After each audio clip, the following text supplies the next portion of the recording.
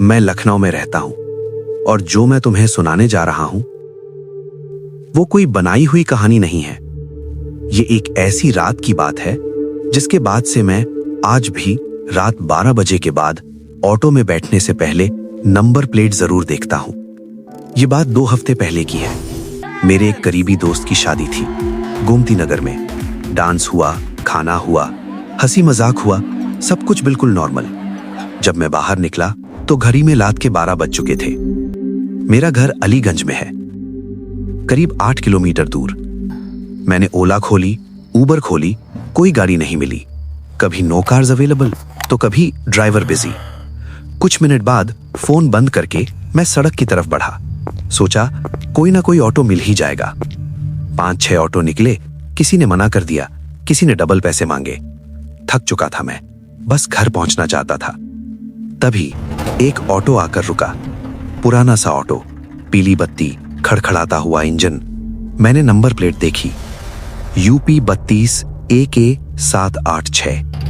Driver ने पूछा, कहां जाना है भाई? मैंने कहा अलीगंज। मीटर से चलोगे?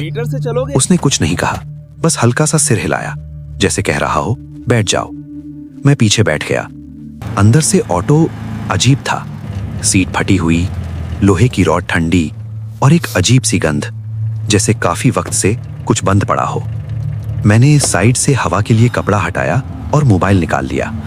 रास्ता मुझे पता था, इसलिए ज्यादा ध्यान नहीं दिया। करीब 5 मिनट बाद मुझे कुछ गलत लगा। ऑटो मेन रोड से हट चुका था। अब हम एक साइड रोड पर थे। मैंने कहा, भैया ये रास्ता तो गलत है, हजरतगंज होकर जाना था। थोड़ी देर चुप्पी रही, फिर उसने कहा शॉर्टकट है। उसकी आवाज थोड़ी भारी थी और अजीब तरह से ठंडी। उसने शीशे में मेरी तरफ देखा भी नहीं, बस सीधा आगे देखता रहा। मैंने खुद को समझाया शायद सही कह रहा है, पर रास्ता और तंग होता जा रहा था। स्ट्रीट लाइटें कम होती जा रही थीं। अब चारों तरफ अंधेरा ज्यादा था और घर कम। मैंने फिर पूछा, भैया ये कहां ले जा रहे हो? कोई जवाब नहीं। मैंने जोर से कहा, भैया सुन रहे हो? इस बार उसने बहुत धीरे से कहा, तुम्हें जहां जाना है वहीं। मेरे सीने में अजीब सी घबराहट हुई।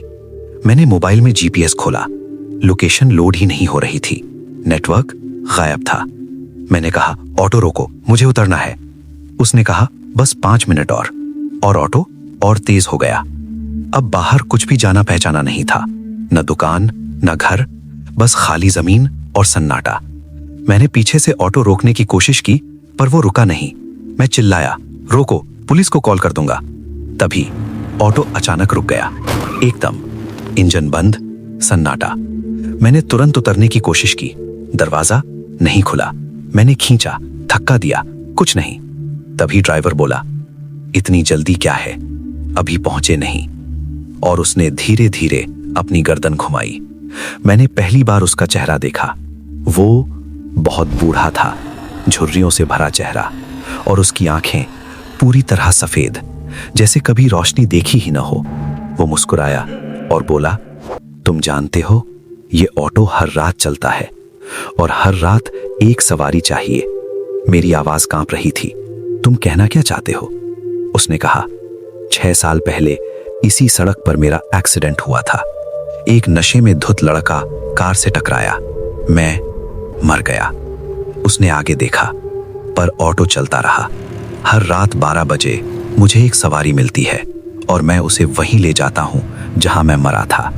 मैंने डरते हुए पूछा, फिर? लंबी चुप्पी। फिर वो बोला, फिर सवारी मेरी जगह ले लेती है और मैं आजाद हो जाता हूं। मैं रो पड़ा, नहीं मुझे जाने दो। तभी ऑटो फिर स्टार्ट हुआ, इस बार बहुत तेज। सामने एक बड़ा पेड़ दिखाई दिया। ऑटो सीधा उसी की तरफ जा रहा था। मैं चिल्लाया, टकरा जाएगा। ड्राइवर बोला, यही तो चाहिए। मैंने आंखें बंद कर लीं और बस इंतजार किया, पर टक्कर नहीं हुई, बस एक तेज झटका और फिर सन्नाटा। जब आंखें खोली, मैं सड़क के किनारे पड़ा था। ऑटो गायब था। सुबह हो रही थी, पास ही पुराना कब्रिस्तान। मैं किसी तरह घर पहुंचा। कई दिन बुखार रहा, किसी को कुछ नहीं बताया। एक हफ्ते बाद अखबार में खबर थी, रात को auto accident, auto number UP 32 AK 786। लेकिन पुलिस रिकॉर्ड में वो नंबर 6 साल पहले कैंसिल हो चुका था, ड्राइवर की मौत के बाद। अब मैं जानता हूं वो ऑटो अब भी चलता है, हर रात 12 बजे मुफ्त सवारी देता है, पर सवारी सिर्फ एक तरफ की। तो अगर कभी लखनऊ में रात को कोई ऑटो रुके और किराया न मांगे तो बस नंबर प्लेट देख लेना, अगर 786 लिखा हो तो भाग जाना, क्योंकि अगली कहानी शायद तुम्हारी हो।